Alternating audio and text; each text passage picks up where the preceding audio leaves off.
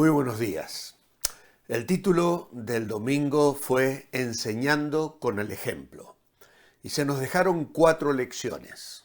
Una declaración del amor que Jesús tenía a sus discípulos, una demostración de la humillación del Señor, el versículos 3 al 5 del capítulo 13 de Juan, una descripción de la obra que Jesús venía a realizar, capítulo 13, 6 al 11, y el deber de los unos a los otros, en el capítulo 13 de Juan, versículos 12 al 17.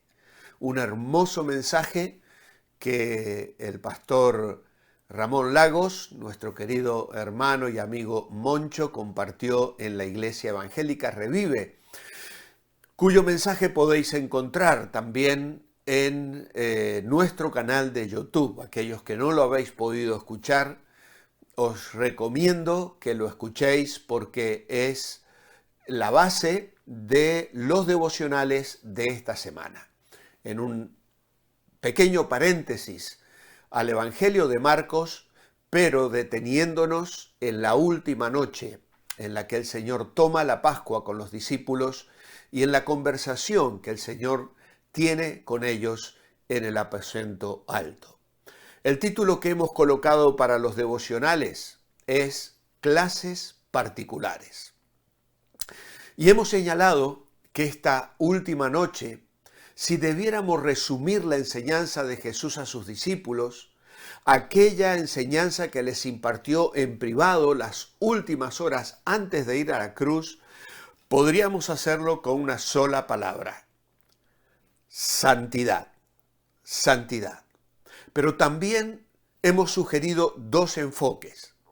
Una primera lección del Señor durante la cena, en la cual comunica que la santidad verdadera implica el amor y devoción a Dios Padre, a Dios Hijo y Espíritu Santo, teniendo comunión con ellas y permitiendo que nos manifiesten su amor y que nos enseñen su voluntad y lo que desean para nosotros, preparándoles nosotros un lugar en nuestro corazón, aquí en la tierra, así como ellas nos preparan un lugar en el cielo. Por lo tanto, la santidad es una respuesta de amor ante el amor que el Hijo nos demostró. Pero también mencionábamos ayer una segunda lección, que está a partir del capítulo 15 del Evangelio de Juan. La verdadera santidad sumergirá a los discípulos en un mundo lleno de pecado y hostilidad hacia Dios. Allí hay que ser testigos valientes, viviendo vidas que glorifiquen su nombre, demostrando santidad, confrontando el pecado, pero a la vez encarnando y mostrando el amor de Dios hacia todas las criaturas, por muy poderosas que ellas sean.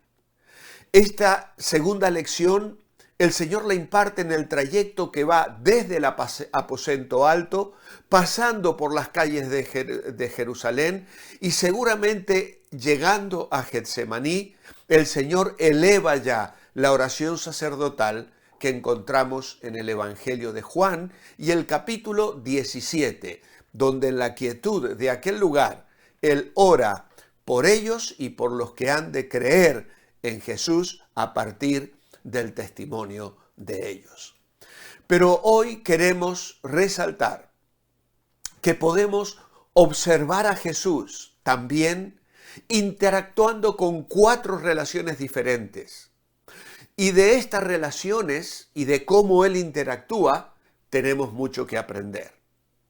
La primera relación está entre Jesús y su Padre, versículos 1 al 5. Esto lo leíamos ayer y es cuando dice que había llegado la hora de pasar de este mundo e ir al Padre, y habiendo amado a los suyos que estaban en el mundo, los amó hasta el fin. Durante la cena, el diablo había puesto en el corazón de Judas Iscariote, hijo de Simón, la idea de entregar a Jesús.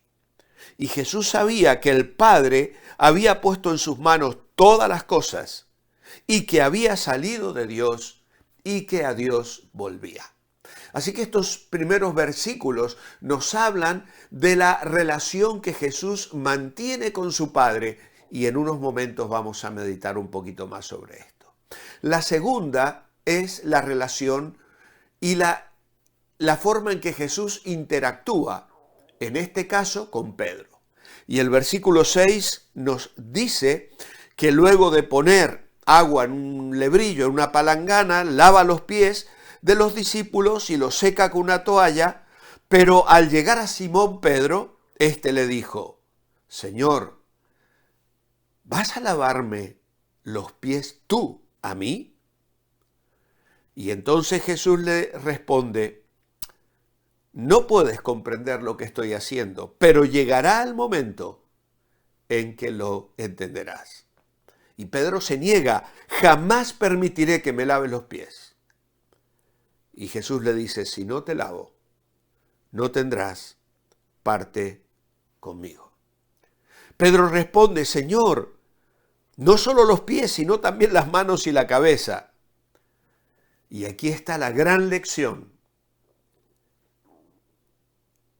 El que se ha bañado no necesita más que lavarse los pies, pues está todo limpio, y vosotros limpios estáis, aunque no todos.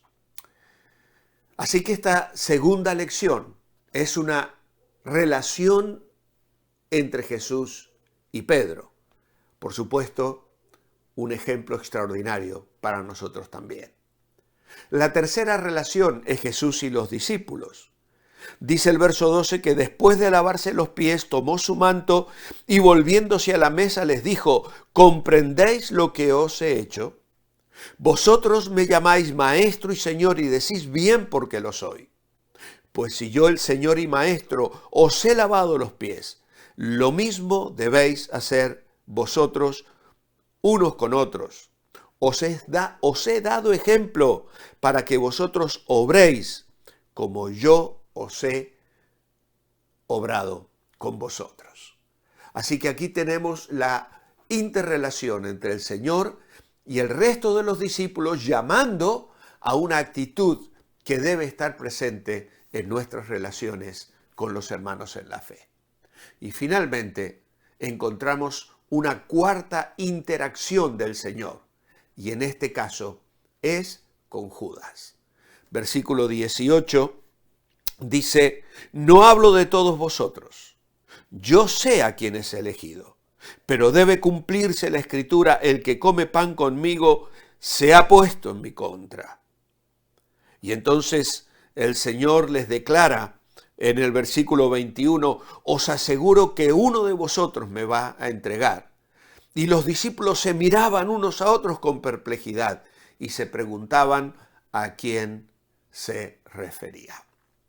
Ahora bien, en la primera lección vemos a Jesús interactuando con su Padre. Y en esta lección hay una lección tremenda sobre la humildad, que es un poco lo que el pastor Moncho nos destacó el lunes. El domingo, en la segunda relación, Jesús y Pedro, la lección va a ser sobre la santidad, la limpieza. En la tercera relación, Jesús y los discípulos, la lección va a ser sobre la bienaventuranza, sobre la felicidad, sobre la bendición que los creyentes podemos experimentar. Y finalmente, en la cuarta relación entre Jesús y Judas, la lección va a ser sobre la hipocresía. Ahora, Jesús había entrado en Jerusalén el día domingo. El lunes había limpiado el templo. El martes fue un día de conflicto cuando los dirigentes religiosos trataban de ponerle trampa, queriendo encontrar evidencias para apresarlo. Estos eventos están relatados claramente en Mateo 21-25 y Marcos nos da algunos destellos de estas cosas.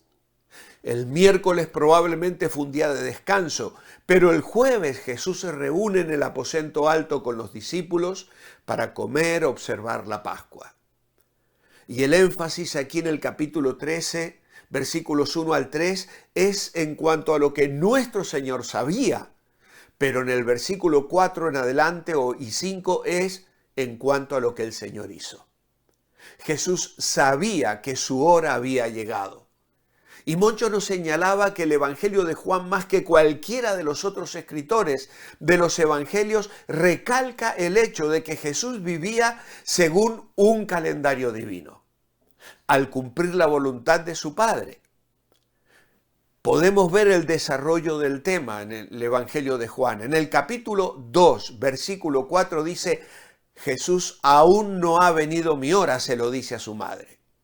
En el capítulo 7 y el versículo 30 dice: aún no había llegado su hora.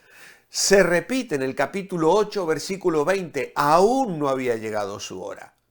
Pero en el capítulo 12 y el versículo 23, Jesús dice: ha llegado la hora para que el Hijo del Hombre sea glorificado. Y el Señor está allí en Betania, resucitando a Lázaro y mostrando abiertamente un poder y una señal que va a demostrar que las pretendidas reclamaciones de los dirigentes judíos eran nada más que absoluta hipocresía, porque ni con esas ellos iban a creer en él.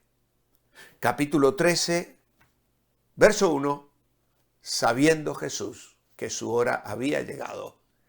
Y finalmente en el capítulo 17, versículo 1, en oración Jesús dirá: Padre, la hora ha llegado. ¿Cuál era esta hora divinamente determinada? Era la hora cuando Cristo sería glorificado por su muerte, resurrección y ascensión. Desde el punto de vista humano, esto significaba sufrimiento, pero desde el punto de vista divino significaba gloria. Pronto dejaría este mundo y volvería al Padre quien le envió, habiendo terminado su obra en la tierra, lo dice en el versículo 4 del capítulo 17.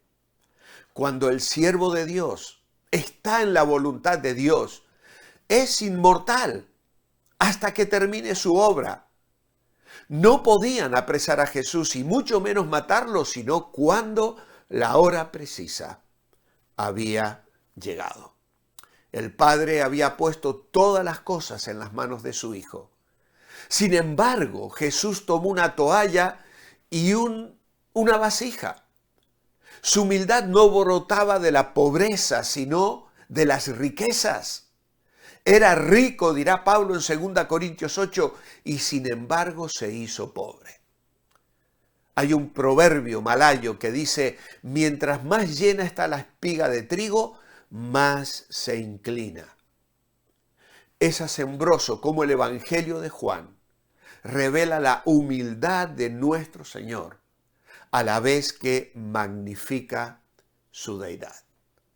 Jesús va a repetir una y otra vez que Él no hacía nada por sí mismo, que había descendido del cielo para hacer la voluntad del Padre, que no buscaba su gloria y que la palabra que comunicaba no era suya, sino que le había sido entregada.